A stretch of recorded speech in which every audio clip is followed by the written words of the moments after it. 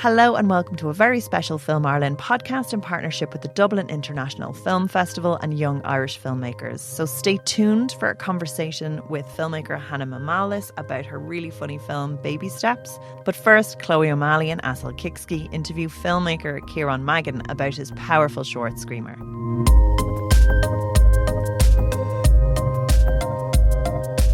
Hi, I'm Chloe. I am a young filmmaker and storyboard artist, so this is really exciting to get to be a filmmaker. So it's very nice to meet you.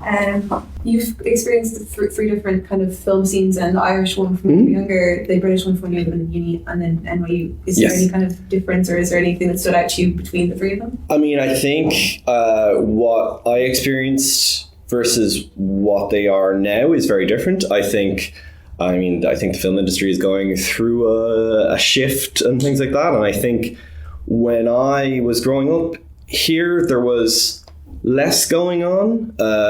There was still stuff going on, but kind of as I was getting out, I think as I was getting out of the camera department, things were really picking up in Ireland. Ireland's always been a great place for films to be shot. But I think that there was like an extra level of investment to the film board, and things really started getting going. Element Pictures started really like knocking it out of the park, and so I think Ireland kind of, as I like left, became one of the best places to be making films. I mean, you know, there was the difference between the places. It's very different. The American market, there's no national funding for anything. Everything is private equity. So there's a lot, it's a different type of film that gets made there, but it's also a really healthy, like thriving market where Ireland is, you know, just it's a different environment. There's less going on, but there's still a lot going on. I don't know. It's kind of hard to compare, but I think Ireland is a very exciting place to be right now for film. Actually, in regards to kind of wanting to encourage creativity, what inspires your work, gives you your ideas that you have for your films? Just like Screamer is a phenomenal film, and the idea for it. Thank you. The films the shorts that I've made are very much inspired by my time growing up in Ireland. The Screamer particularly somewhat inspired by a friend of mine who for some reason the character was spawned from a story that she told me, that she used to sneak out of her house and read Dostoevsky while smoking cigarettes in bushes. And there's nothing like that in the film, but there was this kind of like rebellious attitude that she was putting across that I felt like it was a great place for a character to start. And then there were so many other like inspirations, but as well as that, around that time of being a teenager, it's kind of a rite of passage of kids in Ireland getting fireworks by nefarious means. And there was kind of like this like innocent criminal thing going on. So I felt like there was a lot of things that I really enjoyed being a teenager in Ireland that I felt like was ripe for that those stories to be told. And so that's kind of where I was drawing a lot of those inspirations from.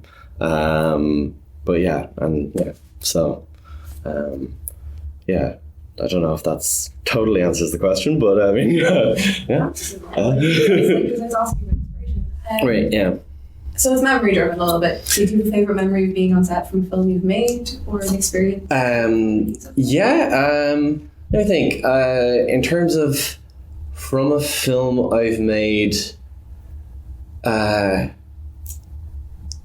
I really, so much of film, I really like the process of being on set. And, usually what happens is you make a plan, and then what's the phrase, you make a plan and God laughs, or, usually what happens is you make a plan, you show up to set and you realize what can't happen. And I find the most enjoyable part of set is figuring out how to pivot and make what you thought you wanted and distilling it and creatively coming up with different ideas and problem solving. And so, I don't know, there's like so much of that process, which is just all of it on set. I really enjoyed, specifically in Screamer, being able to film in a fireworks shop up north. That was like a very fun process. Or actually, the filming in the church, my mom like managed to get 60 of her friends to come and fill a church, which was kind of astounding. It was like my aunts, uncles, her yoga class, and then we brought them to Carlow the next night, and they stayed up till 3 a.m. to shoot a reverse, because we had to shoot, you know, the church one way one night, and then we had to shoot the fireworks off in Carlow because we needed an empty sky with farmland to be able to safely set off fireworks, to do it all legit, unlike the characters in the film. So like, yeah, actually the shooting off the fireworks was real fun as well. Being able to kind of manage that. It's like the whole thing is just kind of managing a chaotic circus, and I really enjoy that. So yeah, and being able to kind of come out of that and have something that you're very proud of. To like, it's fun enough as it is just doing it, and then to come out the other end and be like, oh yeah, we made a thing that I'm very proud of, is is on top of it is fantastic. So like, yeah, it's not really one thing, it's the whole thing that I really enjoy. That is a precious memory, I don't know. Yeah. That's really cool. That makes a lot of sense for everything. So the whole idea of the chaotic circus when you were working on them, was it like that when you were making films with your friends when you were younger? Or not as much, because you don't have as many moving parts and logistics when you're made, like, you know, the stuff that I was making with my friends were very silly and goofy, and, you know, usually only had one or two people in it. Sometimes we would do very silly things, and like, you know, what would probably now be like YouTube pranks, but we would be putting them in a whole narrative. I wasn't doing YouTube pranks, but it was like, you know, I don't know. We went to and interviewed people and in character, and asked them stupid questions, you know, that kind of stuff. But like that was not in any way the chaotic circus vibe. You know, the that chaotic circus thing, it's when you've gotten, you know, 20 people all to a place, and, you know, you have 3 different departments, and everything is, you know, a thing has gone wrong in each, and you're trying to find a solution between everything. You know, I don't know, production designer brings the wrong bulbs, and, you know, the lighting department was, I don't know, you know, the electricity won't work, and so you're just trying to like constantly move. Yeah, I'm trying to I remembered that the car that we had for the film didn't drive. We rented it off a guy. He was an enthusiast, hobbyist, and we drove it, you know, to Dublin to film, and the minute we turned it on after the first drive, it just wouldn't turn over. So we had to figure out ways to shoot it in such a way that you couldn't tell. And yeah, I don't know. That's not really an answer to this thing in terms of what we're doing as teenagers, but yeah, I mean, in some ways you can get away with a lot more when you're a teenager. You don't have to worry about, like, you know, making this film through NYU.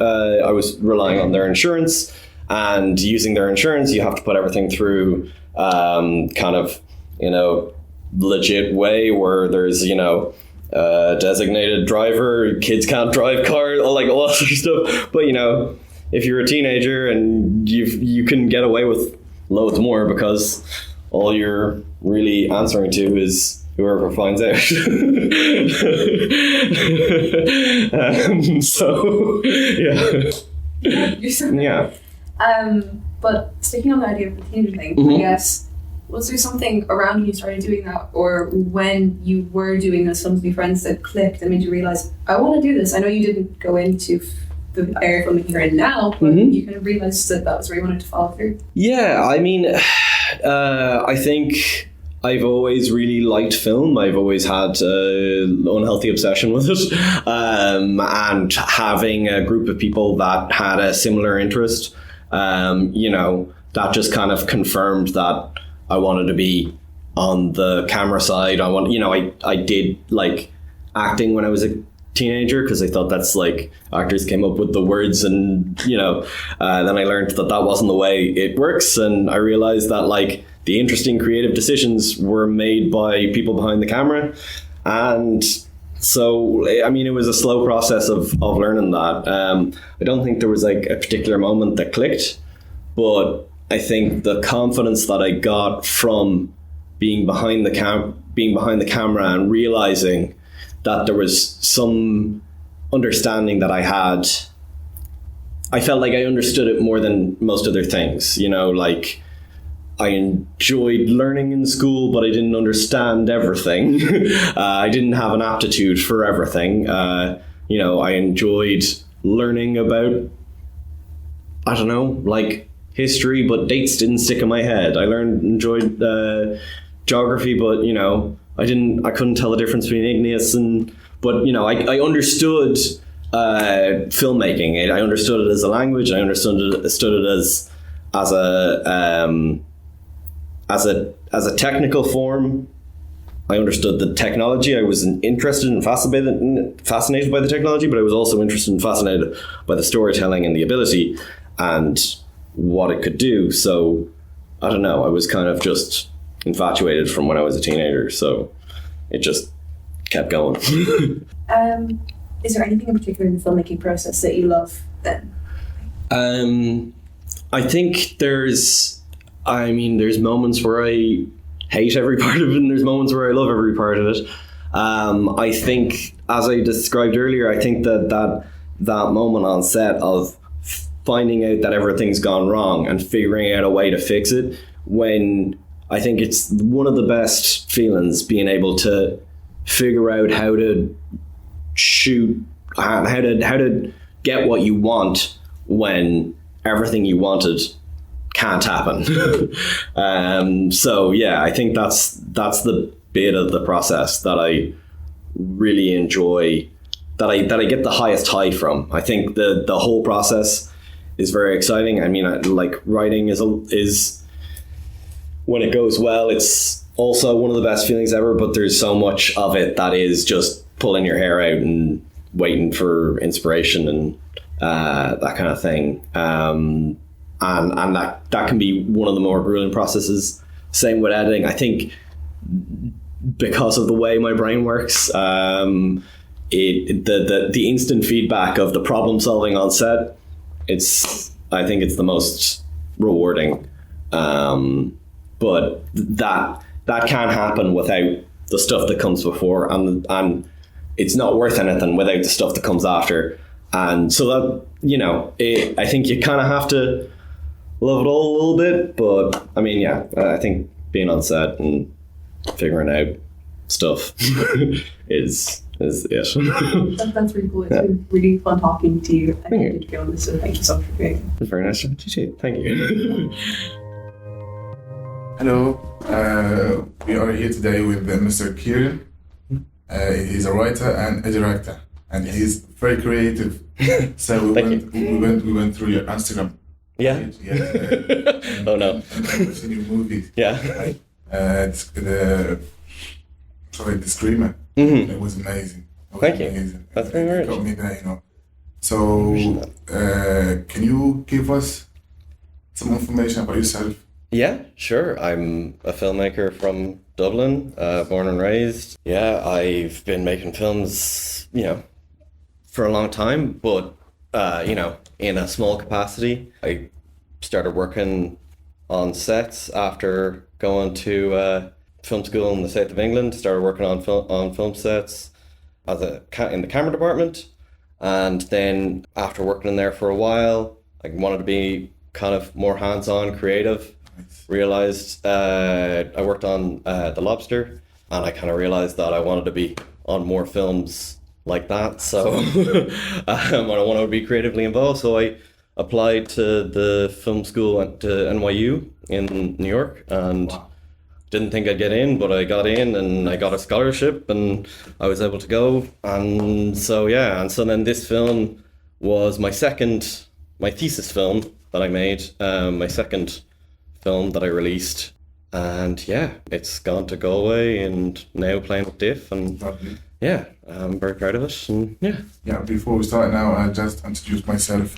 My name is Assil, and I'm from Tunisia. I've been in Ireland only 1.5 years. So when I came here, I started doing the filmmaking thing. So I'm a filmmaker. I've worked as a cameraman. You know, and it was a good experience. You know, Kilkenny. I want to thank you again for this movie.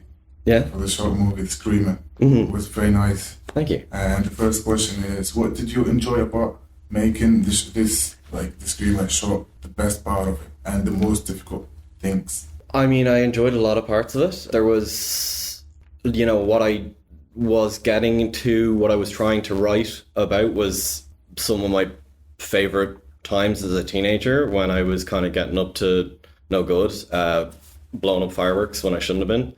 And I wanted to kind of make a film about that, and about the kind of illegal ways in which kids get up to get fireworks in Ireland. But when it came to making it, we got to film north of the border in a fireworks shop that like sits on the border, and that serves all the people, buying fireworks and bringing them south. I really enjoyed getting to kind of recreate some of my favorite experiences as a teenager. I managed to, get friends and family members who, it was very self-indulgent. But I also wanted to be able to tell a story that was about kind of resolving that feeling of like nostalgia, and how it can kind of by getting locked in that feeling of nostalgia without moving forward, you can kind of wallow.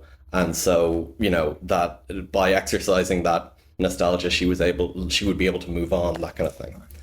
And I've got a question, like, how did you manage to be a writer and a director at the same time? That's really a difficult job to do, isn't it? It's difficult. I don't know. I was making it as a part of the NYU film program, and they encourage everyone to write and direct their own projects. I have a real passion for films, and I had a lot of really great mentors at that school. And, they really helped me kind of figure out how to distill an idea and expand an idea when, sometimes you have maybe some disparate images or whatever you want to make that you want to tie together. And I don't know, the guidance of the staff there was really what I feel like helped get over the kind of barrier that I feel like sometimes when it comes to, I'm a very visual person, and I think sometimes when it comes to writing, when you have a lot of visuals, it's kind of hard to tie that stuff together. So having a team of professors who are very experienced writers, they were really able to help me kind of get past that. And I feel like I've really grown, and I feel like I understand writing a lot more. And just through I don't know. It's been a growing process of being able to get there, but I think practice is there was a lot of exercises and lessons, and also watching other people make films. Like you're watching. Like I was very lucky to have a class of a lot of very talented people, and I could watch them grow and see them make mistakes, and through that, I think you learn and you gain confidence. You're not gonna make that mistake again, exactly. Yeah. And was there any difficulties of making like have you seen like anything difficult? Yeah. movies? In this movie or In general, but specifically in this movie. Yeah, I mean, in this film, some of the more difficult part. I mean, some of the most difficult things is Like actually problems, you know. is getting it made. I really wanted Alex as the lead, Alex Deegan, who played Jamie. And I, casting teenagers is very difficult. I was passionate about having good. As a teenager, I said. Yeah, I mean it's a difficult. Being a teenager is tough, and having that extra lens on you is really hard, and it's not for everyone, and also I think there was a balance of finding someone who fit the role, but then was also had that ability to be able to kind of hold the frame, be able to hold a close up and be able to communicate what I wanted to be able to communicate through, emotion. And so I thought it was really important that Alex could play Jamie, but she got a role in a film, so we had to push back production, which meant we lost locations. There was a lot of scrambling to do with that, but I think the one of the most, a film, will sink or swim on its performances, so you'd got to make sure that you have the right cast. And so I think that was kind of one of the more difficult things, as well as It's you have to be careful, choosing actors and choosing the equipment and all. Exactly, and the same as well. Working with the budget that we had, we didn't have a lot of money. I was going to ask you. Sorry, was the movie self-funded? Was it? So it was partially funded. It was mostly funded by the university. I was able to get financing from the university. I was also able to collaborate with another student who donated his funds that were given by the university to the project. Then I was able to get completion funds from the university. So pretty much 3/4 of the budget was from the university, and then the rest was filled in by self-funding. Really difficult to make such a good movie like that. I'm telling you, it's perfect. Thank you. And have you got any advice for the young generation? About the filmmaking industry? I think the most important thing is being able to. One of the most expensive parts of filmmaking is labor, and so having people around you, being able to foster a community that you can kind of rely on and be able to get a lot of help with. The amount of favors I pulled for this film, my mum managed to get all of her yoga class and all of my aunts and uncles to fill up church. Yeah. She got 60 extras just by pulling favors. So that was great.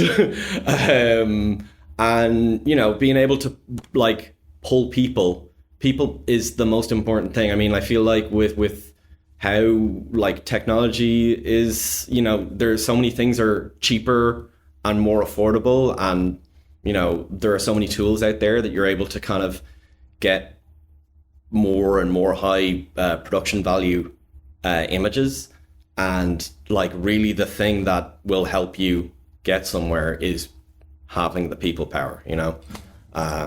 That's it. Yeah. Thank you so much, sir. And for me, as I've seen a lot of direct writers and doing two jobs acting or directing as you do.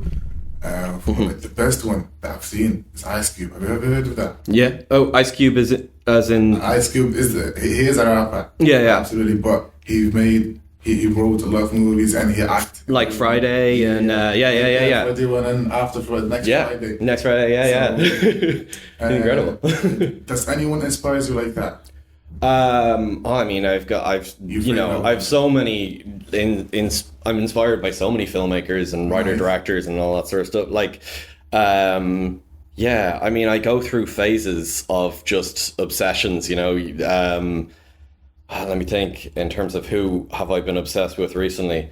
I've just had a kid, so I haven't been able to like really watch a lot of. I mean, the Safdie brothers. I mean, I know they're going off on their own now at the moment, but I think their work is incredible. And like Ari Aster, his films, I thought Beau is Afraid was one of the best films like made in the last like. It's incredible. I mean, older than that, like I mean.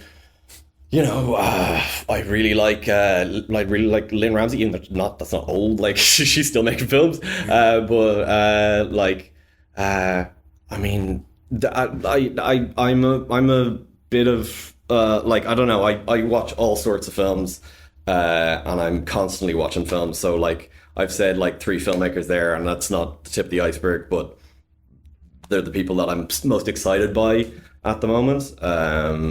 And I, you know, whenever I get to see their films, I'm usually seeing them multiple times in the cinema. But yeah, I mean, like older filmmakers as well, you know, I don't know, I really like, your man who made Wages of Fear, and like Diabolique, French filmmaker. I'm terrible with names, but French names are difficult. Yeah. It's my second language, so I know why. Okay, yeah. Well, I mean, like, there's so many. Like, it's hard to pick, but like, also I've been watching a lot of Brian De Palma recently. He's trashy, but like, he's kind of amazing. Hitchcock, amazing. You know, I could just keep naming names, but like, I don't know. But I guess they don't all necessarily wear multiple hats, but sorry. I'm rambling.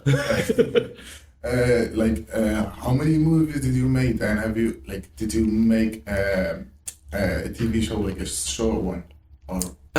So officially I have made like 2 shorts that I have released at festivals. I mean, I've done student stuff and projects and small things, right. and I mean, I guess when I was a teenager, I made films and entered them into the Fresh Film Festival.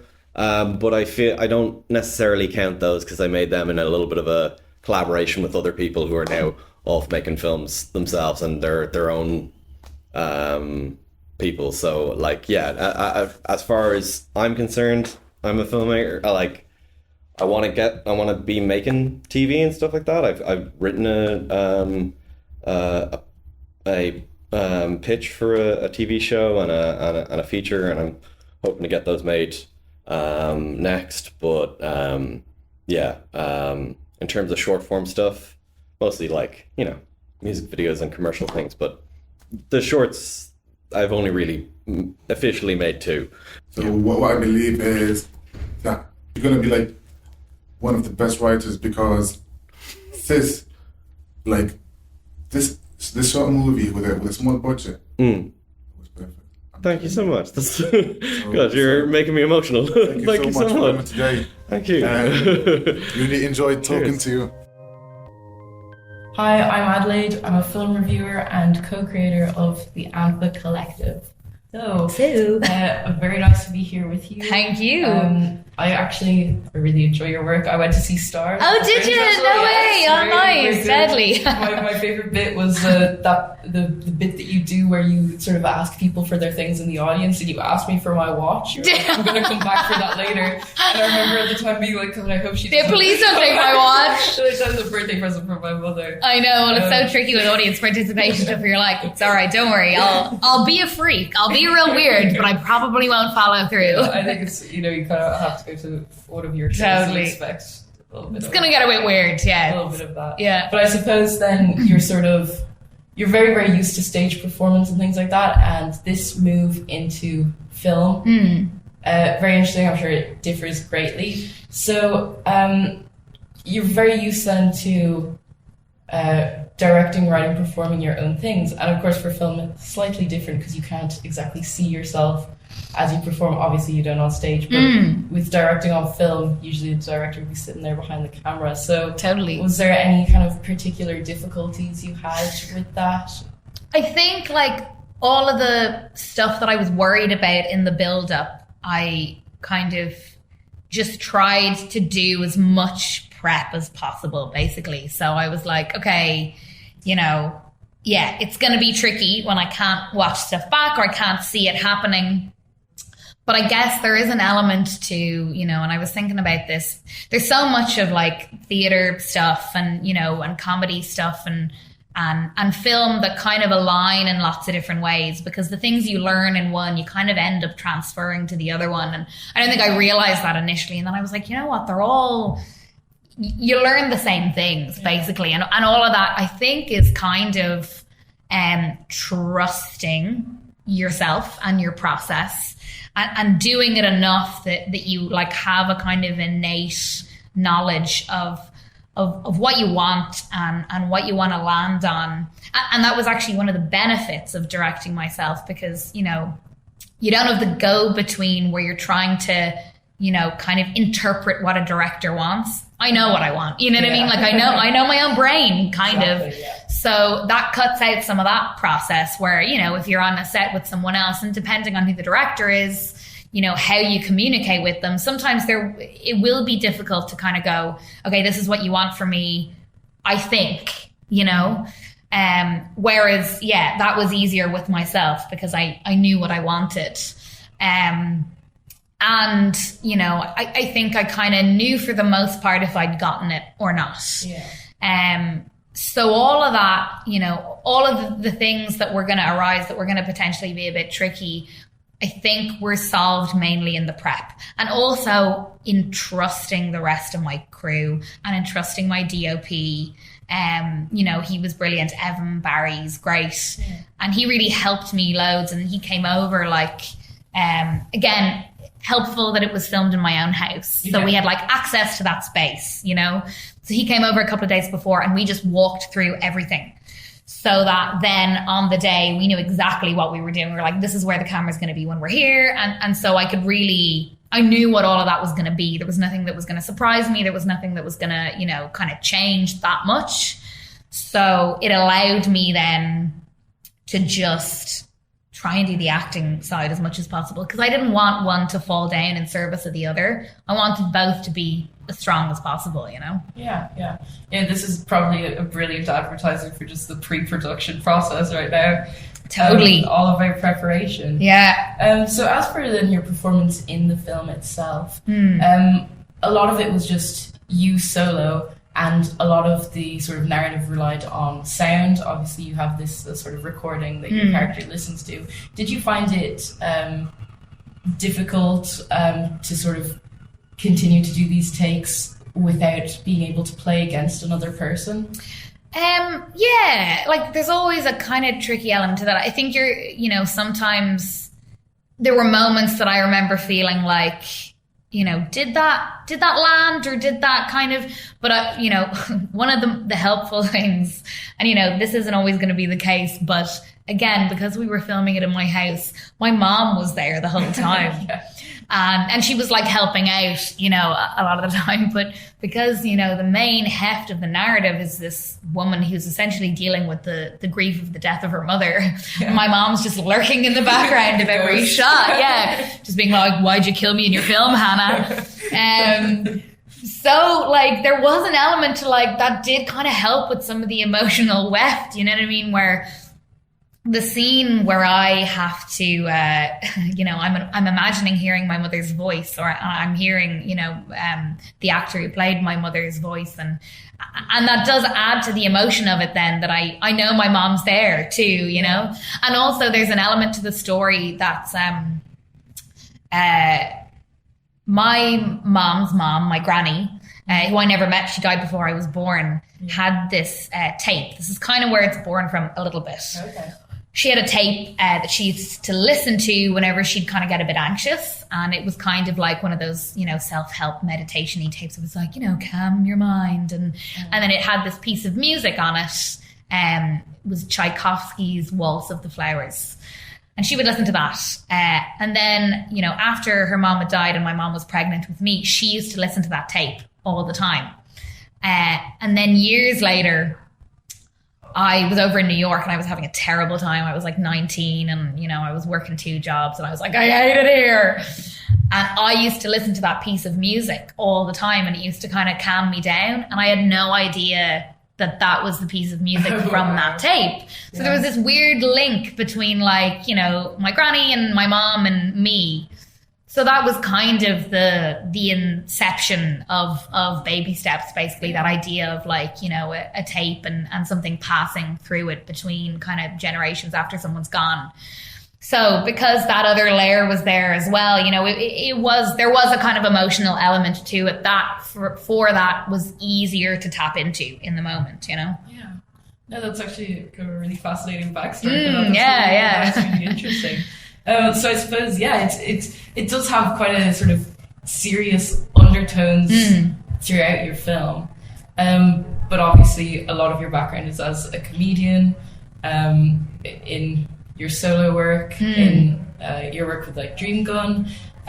So you have a very, very extensive portfolio of just being very funny, kind of lighthearted, I suppose, for the most part. Yeah. So did you find it sort of difficult to maybe try to sort of assert this serious tone as something that you can kind of put out? Because I suppose a lot of people just associate with you with your comedy more, yeah. Yeah, I think it was what I kind of started out doing was more my very first show that I did in kind of theatre was more serious than it was kind of comedy. And I think it was because at the time it was before I had started doing any kind of comedy or stand-up and stuff. And I thought I'd written like a really serious play, and then people were laughing loads, and I was like, what's going on here? Someone was like, it's funny, Hannah. And I was like, oh, I didn't realise. So it was funny. That one was slightly more... That one was also about a dead mother. I'm obsessed with writing dead mother stuff, even though my mother is alive. She's like, stop it. I think it's because, you know, I don't know. I think when artists make work, it's always based around, like, general fear that you have around stuff. And I think I just don't want my mother to die. And I keep killing her. You know what I mean? Fear, yeah. So it's a core one. Yeah. And so that one was kind of about that. And you know, that probably influenced Baby Steps a lot. And it tended to go more serious in the end. And then the second show that I did was more of a mix again, and it was starting to skew more comedy, but again it kind of flipped in the end where it had like a kind of a deeper emotional moment, because I really like making people laugh. I also really like if I can make them cry. I get a lot out of that. Yeah. It's super manipulative, but I get such a kick out of, and even with, you know, with Stars, like, I wanted people to cry at that dog story, you know? I want to see those tears. So it's always something that I'm really interested in. I always, you know, I think really good comedy also has pathos, you know? I think you have to laugh at something. It's also because you kind of feel too, you know? And a lot of the stuff that I really enjoy watching has both. So it's always something that I'm really interested in trying to mix, you know? Yeah. No, that's really interesting. And I suppose then in the sort of more technical aspect of making your film, the visuals that the medium of film allows you to have, did you find that opening kind of more doors maybe for more kind of comedic little bits? I suppose you have the bit at the beginning where your face, the hard transition with the chicken, which I really enjoyed. Yeah, well, what's cool, you know, I suppose you're always trying to figure out, you know, with something like comedy, the different ways you can make something funny, you know what I mean? So, like, when we were in the edit, we spent ages, my editor, John Cutler, he's amazing. And, you know, I went into the edit, he'd essentially just, you know, he'd assembled when he'd done his first assembly, I was like, you've nailed it. Like, it's kind of this, and now it's just about bringing up moments and, you know, kind of honing in on stuff. And we spent so long, not so long, but like a while trying to figure out the length of the handshake. Yeah.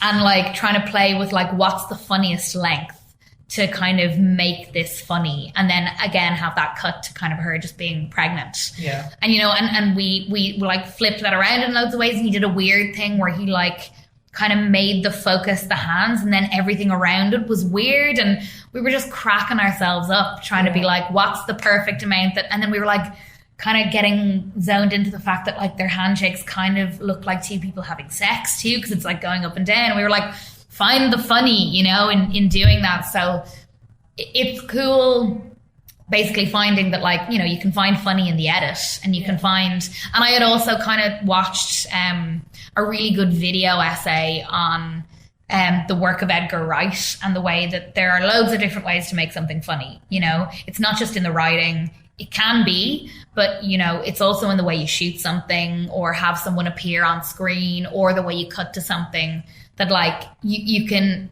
there are so many different ways that you can employ different techniques, be it with camera, be it with editing, be it with performance, that can bring everything up then, you know, and that's what I really wanted to do. I wanted to try and employ all of those in service of the comedy, basically. Yeah.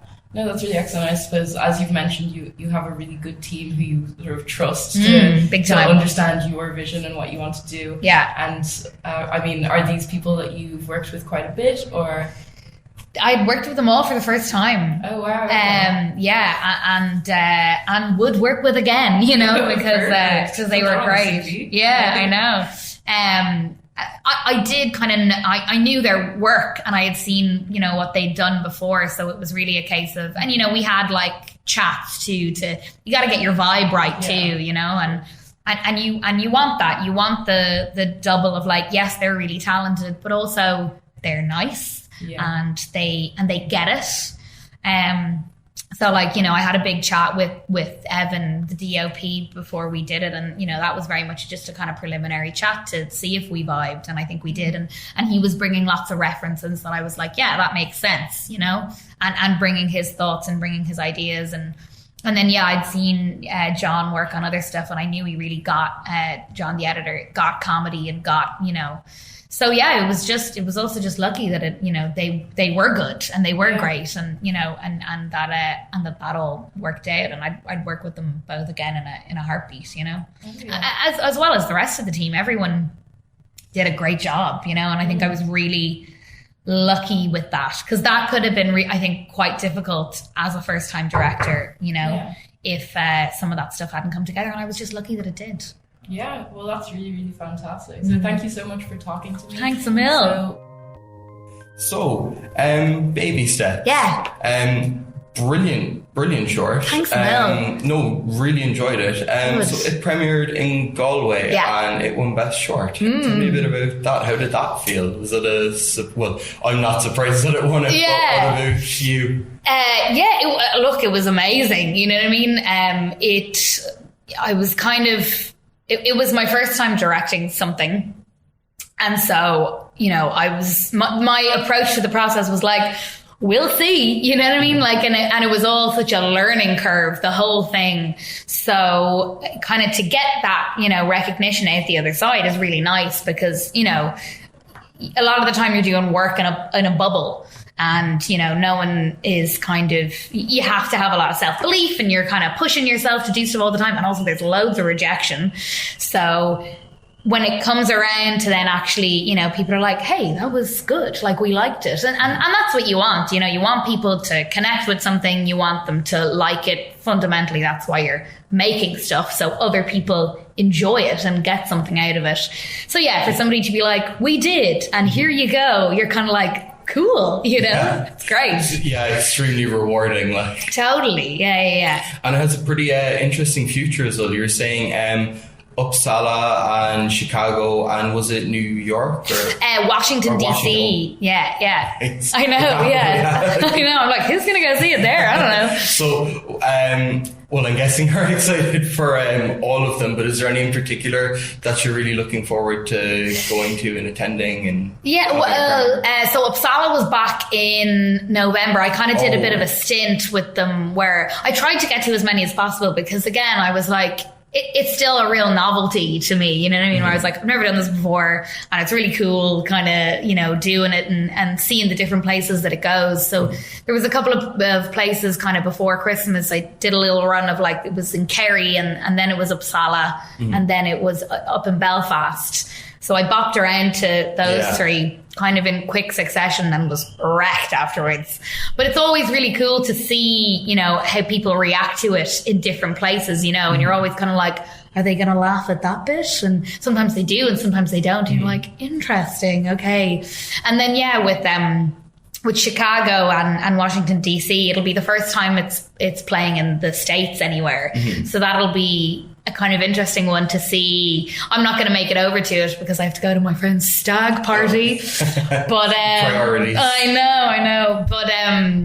But I'll be interested to see if there's any. I really enjoy. Do you have Letterboxd? Do you use Letterboxd? I love Letterboxd. It's great. But I found after Galway, when it premiered there, I went on and it was up on Letterboxd and people were reviewing it on Letterboxd, and I was like, this is so cool, you know? And so now I'm glued to the Letterboxd when it screens at any festival to see if someone will put up a review, because that's really cool to me, you know? So I'll be looking out to see if after the American ones anyone does, you know? Yeah, definitely. And it's kind of, I guess the Letterboxd is more like, it's more personal, kind of casual than something written for a paper. Exactly, yeah. Well, it's just someone's feeling about something, you know, yourself, you know? It's just like, you don't necessarily think when you write something on Letterboxd that the creator of the thing is going to see it. So you're not like holding anything back either. You're just being like, I liked it or I didn't like it, you know? Yeah. So it's really interesting to just see that kind of unfiltered and be like, but I'm looking at them, you know? Yeah, it's good. Yeah, no, Letterboxd is great, to be fair. I'm a bit yeah, it's great. Just coming back to what you mentioned about like the different audience reactions, did you notice, like in Sweden, was there anything in particular like that they may have found funnier over there than compared to Galway? Or I think I had a skewed, view of what, basically I thought the Swedes weren't going to be any crack. And they actually were, you know what I mean? And then I was like, what does that say about me? That's what I thought. I thought they'd just be a bit straighter, you know? And so when it screened in Sweden, I was in like a block of comedy shorts. So I guess that helped too, in that like people were going to it knowing that it was a comedy, you know what I mean? And that it was with all these other shorts. And so they're booking in to see a bunch of comedy shorts. So, they're kind of there to laugh. Yeah. You're not like fighting against the grain there really, So yeah, I didn't know what to expect, and then, yeah, they were laughing away. So I was like, okay, cool. Nice, it's always gratifying, I think, when particularly with a comedy, when you make stuff that is supposed to be funny and then they do laugh, you're like, phew, like I've done my job with that. At least it's funny. Yeah it's helpful. And I guess just the themes in it as well, they are like, it was great, and the comedy in it was great as well. But the themes are slightly heavy as well. Yeah. Is there, like, just when, because you're also a comedian, you write for theatre. Is there like just a process of like, separating like between the three different worlds, or like is there an area where they like come together? They tend to kind of come together quite a lot, because I guess it kind of depends on the different stories you want to tell. And what I found when I kind of started doing theatre first, and it's very in your control in terms of I was trying to write stuff for myself to perform, and so you're doing what you like, and what you would like to see if it was something. And what I generally like to see and do is kind of a mix where I want the comedy there and I want to make people laugh, because it's great. Like, it's great being on stage and people are laughing at you. You're like, cool. And then I also really like trying to get that flip where, you kind of try and make them feel something else too. Whether that is like, I do really enjoy if I can make people cry. I really get a kick out of that. It's very manipulative, but like I do enjoy it. And so I'm always trying to get that balance in things. And that's both with, I've done that with theatre, and I do, that would be my impulse with film as well, that I want to get a mix of things in there, because I think it's definitely what I enjoy watching. I want to watch something that I kind of laugh at, and then it also makes me feel something.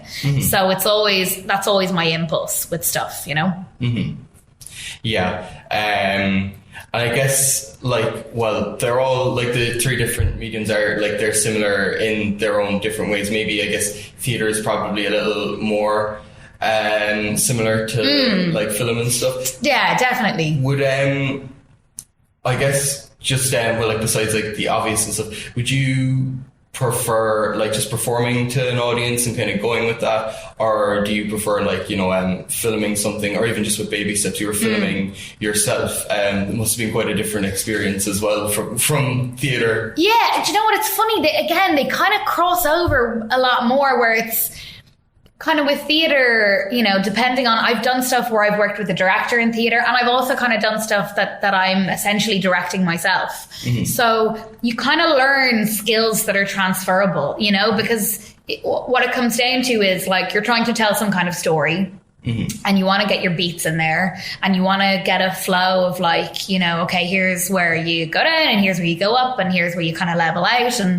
And so you become, the more and more you do it, you become more aware of that and how to do it. And when, you know, it does or it doesn't feel right, whether, you know, you're like, okay, I'm trying to go back up too quickly here after I've brought them down, or, you know, vice versa. So all of it kind of tends to be a little bit transferable, particularly, you know, what I found with when I was directing myself for Baby Steps for the first time, I was like, oh, I've kind of done a bit of this before, you know, even though I hadn't realized it when I'd film some sketches sometimes and I'd do it that way, and I hadn't realized that essentially it's just me in a room. So I am directing myself, and I am, you know, you're trying to get that. And then, yeah, I've done solo shows, kind of comedy solo shows, and then solo shows that are like a mix of theatre and comedy. And again, I've kind of essentially directed myself for them. So I think I probably know myself very well in that regard, and how to do that. I think the tricky thing will be, you know, I'd like to do, you know, a bunch more directing. And it's how to transfer those skills to directing other people. Yeah. You know what I mean? Like, I know how to direct myself. Yeah. And there was, you know, one scene in Baby Steps where it was me and another actor. He's also my very close friend. Yeah. And he's a really good actor. And so I didn't have to do a lot there, you know? So, you know, I think it'll be interesting pivoting more towards directing other people and seeing what that is like. And look, maybe I'll be shit at it, you know? We'll see.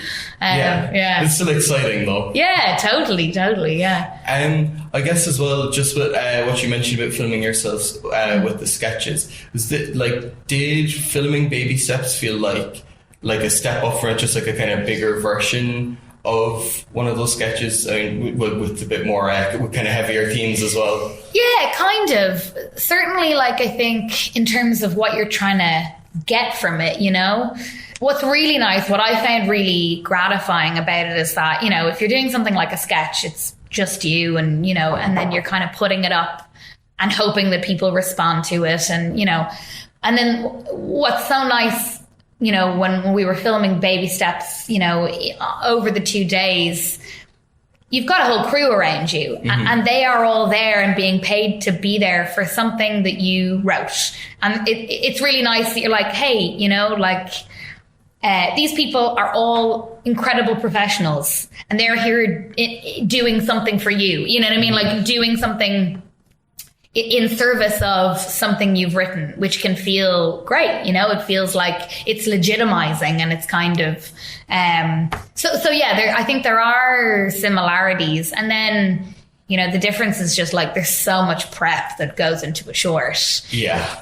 And even more so because I hadn't really done it before. So I was like learning on the fly a lot and trying to figure a lot of that stuff out. And it's like, okay, you know, shot list, like, I've never done a shot list before. Like, okay, storyboard, even stuff like that, where I was like, gotta learn this stuff because I want to do it properly. I didn't want to half-ass it, you know? So yeah, a lot more prep, definitely. Yeah, no, and like it's always so interesting, like working on like anything film related, just like the amount of different departments I find as well. Like there's someone to do everything. It's like there's someone to like set up the camera and take it down. Everyone has a very specific job, and I just came off working on another short, and it was a focus short, so it was a much bigger budget. And there were like 30 something people on the crew, you know, and like, that's it. The camera department has like, you know, 4 people in it. The lighting has 4 people, like, and like you say, sometimes that's literally just someone to like help lift up the camera and, you know, move it around. And, you know, there are such specific jobs that go into, and you need all of those people to make something. And, you know, obviously with Baby Steps, we had a much smaller crew. And that was possible because we were in one space and we weren't moving around as much as possible. But it also meant that they had to do a lot of those jobs themselves. So it's a lot more work for people because, the craft of so many people goes into making something, you know what I mean? And that's what's really gratifying about making something, that it's like, I get to have all of these cool people who are really good at their jobs work on something that came from my brain, you know? Yeah, no, it is. It's such a rewarding and collective kind of effort. Like, it's great. Big time. So I guess I just wanted to ask, what do you have planned next? I know you mentioned directing like different people. Do you have any shorts in the works? Anything in theatre? Yeah, something I'd really like to. I'd really like to do another short, and just even to get more experience, like you say, directing other people and, you know, seeing that side of the coin a bit more. So that's the plan, I think, you know, make another short. And then I kind of bop around so many different things. So I'm acting in a couple of other things. But yeah, I'm doing a lot of writing at the moment to basically try and get more stuff made. And hopefully that'll, be it down the line eventually, you know. It all takes so long. No, it's such a time-consuming process. It is. And an expensive one as well. I know. You just have to stick with it, you know. If you want to do it, you just got to keep doing it. Yeah. That's it. Well, that was the... Fab. Thank you so much. Thank you so much, Fionn. Yeah, you too. You're great. My first interview down. Oh, yay. You were really good. Thanks a mil. Awesome. So my name is Pia. I'm a film screen media student at UCC. I'm in my final year. I'm working on my grad film finally. Cool. And I'm also a screener for the Dublin Film Festival. So nice. I get to go see everything for free. You get to see everything. That's deadly. That's nice. So yeah. fun. So tell me a bit about you then. Just like... So my background is kind of, I came out of college and I just did an arts degree in college, and I was like, oh God, what am I going to do with my life? And then I did an acting course for a year, and that was great. But I kind of quickly realized, I was like, oh, I don't think I can. Acting is so tough because you're just waiting for someone else to give you a job. You know, It's so out of your control. And I was like, oh, I don't think I can just sit around for that. So then I was like, okay, like I want to be doing stuff. So I started doing a bit of writing and kind of writing stuff for myself to perform. So getting into theatre a little bit. And I was like, okay, this is something that I can actually do. And then kind of off the back of that, I remember I kind of wrote something for myself and performed it. And someone was like, hey, you know, that was funny. And I was like, really? And I was like, okay. And I started doing a bit of comedy and a bit of stand-up and stuff like that, and kind of trying to mix them all together, really. And then so off the back of kind of all of those things, you know, I was doing some solo shows, and then I always knew I kind of wanted to kind of try and pivot back around to film eventually, you know. And then I just got the kind of great opportunity last year where there's this fund called Actor as Creator. Right. Which is, you know, you apply as an actor to write a short for yourself, basically, to kind of showcase what you can do. And so I applied for that and I got it, and that was great. And then, and I kind of also then decided, as the process was going along, so you have to write it and you have to be in it. And then I was like, oh, I don't want to give my baby away to someone else to direct. Mm-hmm. And I kind of saw the vision for it, and I really wanted to follow it through. So I was like, okay, yeah, I think I'm going to direct it too. And that was kind of the whole process then. And kind of in doing that, realized, I was like, oh yeah, you know, I think I'd like to do a bit more of this. And, you know, I think I have that vision for something to kind of, to follow it through to the end stages. So that was how I kind of eventually got back around to kind of doing that kind of stuff, you know, which was really nice. Yeah, and your short is really, really impressive. Like, you mentioned before that you won an award at the Galway Film Flat. Like, what was that sort of like? You know, did you go into the short thinking like, oh, this will go somewhere, or were you just kind of like, you know, waiting on bated breath, I guess, or something? You're kind of always hopeful, I guess. Mainly, I think you're hopeful that people will like it and they will respond to it in some way, you know? So you're making it for that. You're making it for people and people to enjoy and to get something out of. And that's the number one thing that you're kind of hoping out the other side. And then, you know, everything else is a bonus because, I don't know, I suppose the best thing about winning an award like that is it's validating, you know what I mean? So you're kind of like, okay, you know, maybe I could do this. Because that's the hardest thing, I think, about working in an industry like this, is that a lot of the time you're pushing and pushing and pushing yourself, and you have to have a certain, you know, you have to have a lot of self-belief to kind of keep going with it, because you're going to get constantly knocked. So then when something like that happens, it's like, it's great, and it's great to buoy you to then want to go make more stuff, even though you want to do that anyway. But it's just so encouraging to kind of be like, okay, you know, other people do see merit here, and they do see, you know, a good story, and they do see some craft, and so then, you know, you can kind of use that as a jumping off point to go make some more stuff, really. Yeah, absolutely. And so, like, tell me a little bit about baby steps. Like, had you gone into it like with a particular intention, and did that sort of like, you know, transform, become different over time, like over you were producing it? Like, yeah, definitely. When you apply for actor as creator, you don't apply with a script, so you don't have a script yet. You just have a kind of synopsis, and you have like your kind of character breakdown and stuff. So I applied with that, and that definitely changed. The kind of core of it was still there. It was always about a girl who gets pregnant, and she kind of doesn't know how to handle that and spirals a bit, you know. So that was, and I always had the end as well, really. So the tape was kind of always in there. But in terms of how it started, I remember initially, like, I had this kind of more ambitious thing where it starts and she's a magician at a party and a trick goes wrong and all these kids are screaming. And so all of that was like, you know, totally changed, because I suppose, you know, because you're limited with the budget, you know, that's a thing. You don't have that much. You have $5,000.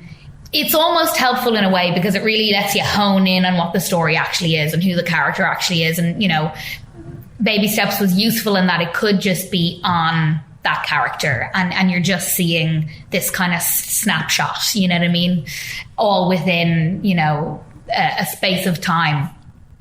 So the script, I think, definitely had a couple of iterations when I started doing it, kind of from when I'd gotten the application. It took about a year until we were actually in production, which was kind of lots of different reasons, with people's availability, and it was me kind of finishing the script, and I was doing other stuff as well. So I kind of locked in the script really in, I'd say it was like November, and we shot at the end of December, just before Christmas. But even, you know, kind of, there were things changing just before we shot. I was like, you know what? Let's get rid of that scene. You know, there was something that just was kind of doing another thing twice. So we got rid of that. But then on the actual day, it kind of stayed the way it was, because that was helpful for me in terms of, I just had to do loads of prep, as, you know, in the beforehand, so that I could be more present as an actor on the day, rather than like, you know, the last thing I wanted was for one thing to fall down because of the other. So I didn't want the directing to fall down because of the acting, and vice versa. So I was trying to just do those jobs to the best of my ability. So I was like, okay, we just need to know exactly what we're doing. We shot it over 2 days. And that was really, my DOP really helped me with that too. He came over kind of like a couple of days before we shot, and we just walked through everything. And we were like, okay, here's how it's going to flow. Here's what we're doing in this shot. You know what I mean? And because it was helpful, because we were in the space that we were going to be shooting in, because it's my house. Mm-hmm. So we could go, we had full access to that. And that was really helpful, you know, and we could talk through any potential issues that might arise in terms of like, okay, we need a shot back here. What's that angle going to be? What are we getting in shot there? What are we, you know? So all of that was great, and he was really great to do that with me. And so that then when we went in the day, we could just kind of go for it and get it all done. Yeah, that's really cool. And like, what was the sort of experience of being both director and actor? Because I know you've had like other roles, like you're in Cantata, for example, and like, you know, was it any different? You know, was there like a different lens you could kind of put on it? Like, what was your experience? I think it was like hard. The hardest thing I found about it was the prep, but I think that was mainly because I hadn't directed anything before, so I was kind of learning all of that on the fly. And it was a big learning curve because, you know yourself, you study to do that. People go to college to study, to know how to direct, to know all of that. And I was like, oh my God, I'm learning this within the space of a couple of months. And I really wanted to go into it knowing as much as possible. I didn't want the kind of crew having to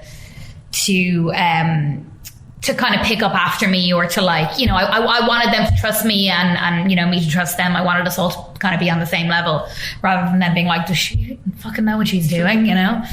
So all of that was quite difficult, but also very rewarding, because you're learning so much in such a short space of time, and it's something that you can really point to and be like, yeah, cool, you did that, you know? And then in terms of actually shooting it, there was something really helpful about, as an actor, you know, knowing exactly what I wanted to get. You know what I mean? You have a unique insight into your own brain in terms of like, I know what I want from this scene. So, you know, sometimes it can be trickier with other directors because you're trying to communicate that in the moment, you know, what they want and how to do that. So because I had access to that in myself, it was somewhat easier to kind of just to do it then, you know, and kind of on the 2 days that we did it, I really just wanted to try and focus on the acting as much as possible and not be kind of distracted as much by the directing side of it. So it was actually, it was grand, you know what I mean? It was easier in the moment than I was expecting it to be, you know? And then the really fun part was kind of going into the edit and, you know, getting to play with it all. Yeah, no, that's awesome. And I'm imagining that it would be like a lot more comfortable, seeing as it's in like your own home as well. Like, so like, you know, was it a lot easier? Like, have you had much experience like on sets, and how, like, you know, was that different, I guess? Yeah, the funny thing about it being in my house was my mom was there kind of helping out with everything. No way. Yeah, and like, you know, Baby Steps is essentially about, you know, a girl grieving about her dead mom. And my mom's just standing in the background of all the shots being like, why did you kill me off, Hannah? You know? The irony. Yeah. So that was like kind of an interesting part to it. And I also think it kind of helped a bit for some of the more emotional moments of it, because also, again, my mom's just sitting over there and she's getting emotional and I'm getting emotional, and I'm like, oh God, you know, where's the line? You don't need any of the tears. Yeah, exactly. I was like, I'm actually crying. I feel this because my mother's sitting right over there.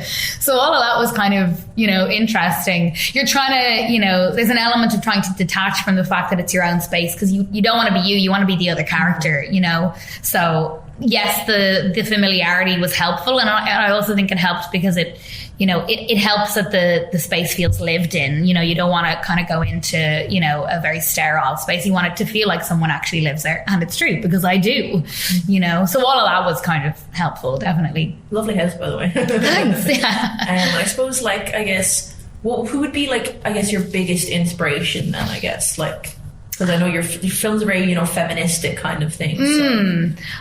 Yeah, I was kind of thinking about this recently. I like stuff that kind of is able to blend a kind of mix of comedy and a kind of bit of pathos and weirdness. I like, you know, weirdness and stuff.